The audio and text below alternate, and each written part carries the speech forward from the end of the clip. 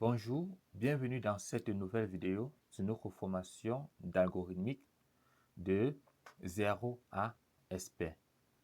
Nous allons parler de la structure conditionnelle. Qu'est-ce qu'une structure conditionnelle? Une structure conditionnelle, c'est juste une structure qui permet d'exécuter les instructions selon qu'une condition soit vraie ou fausse. C'est très important de savoir ceci.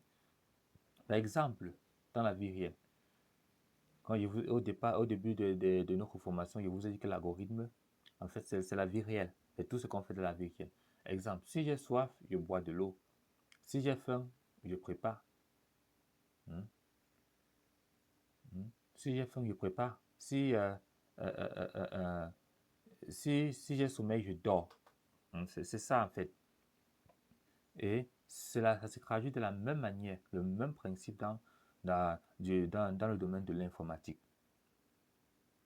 Et on a plusieurs types de structures conditionnelles. On a la structure conditionnelle simple, avec le si alors. Par exemple,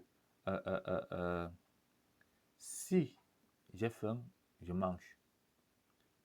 Et voici la syntaxe. Si, condition. Alors, instruction. Fin si.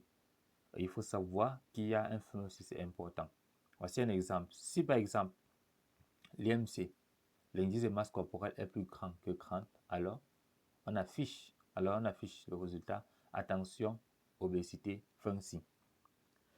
On peut aussi par exemple dire que si âge est plus grand que 30 ans, affiché, c'est un senior ou c'est un adulte. Maintenant, on a la structure alternative complète ou encore la forme complète. Si, alors, sinon.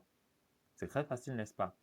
Donc, si la condition, alors, on exécute un bloc d'instruction. Sinon, on exécute un autre bloc d'instruction. Et le sinon, c'est lorsque la première condition n'est pas respectée.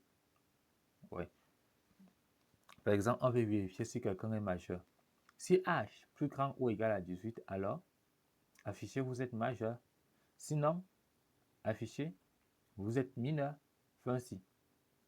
Donc, c'est très important de connaître comment les structures alternatives complètes fonctionnent. Et on a aussi la structure alternative ou conditionnelle multiple. Sinon, si, dans les sinon, les si, sinon, si, sinon. Voilà comment ça fonctionne. Par exemple, si condition 1, alors on exécute un bloc d'instruction 1. Si condition 2, alors on exécute un bloc d'instruction 2. Si condition croix, si c'est plutôt la condition croix, ce n'est pas le 2, on exécute le croix. Et il faut savoir que l'ordre est très important. Et dans ce cas, si par exemple, en faisant les tests, la condition 1 est respectée, on sort, l'algorithme ne continue plus. Voyez, donc on va tester ici par exemple. Donc, si l'indice de masse corporelle est plus petit que 18,5, alors la catégorie, on te met dans la catégorie maigreur. Donc ça, c'est un exemple avec notre sinon si dans la structure alternative multiple. Sinon, si l'IMC est plus petit que 25, alors on te met dans la catégorie normale. Après, on a encore un sinon si. Donc, on peut avoir autant de sinon si qu'on peut avoir. Oui. Et à la fin, on a notre sinon. Au cas où tous les sinon, les si et les sinon si ne sont pas respectés, on exécute le sinon. Donc, c'est très important de connaître le fonctionnement des structures alternatives.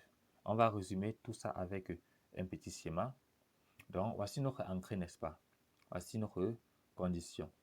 Si c'est vrai, on exécute. Si la condition n'est pas vraie, on exécute ce bloc d'instruction-ci. C'est très important de savoir comment les structures alternatives fonctionnent. Rendez-vous donc dans la prochaine vidéo où nous allons parler des boucles.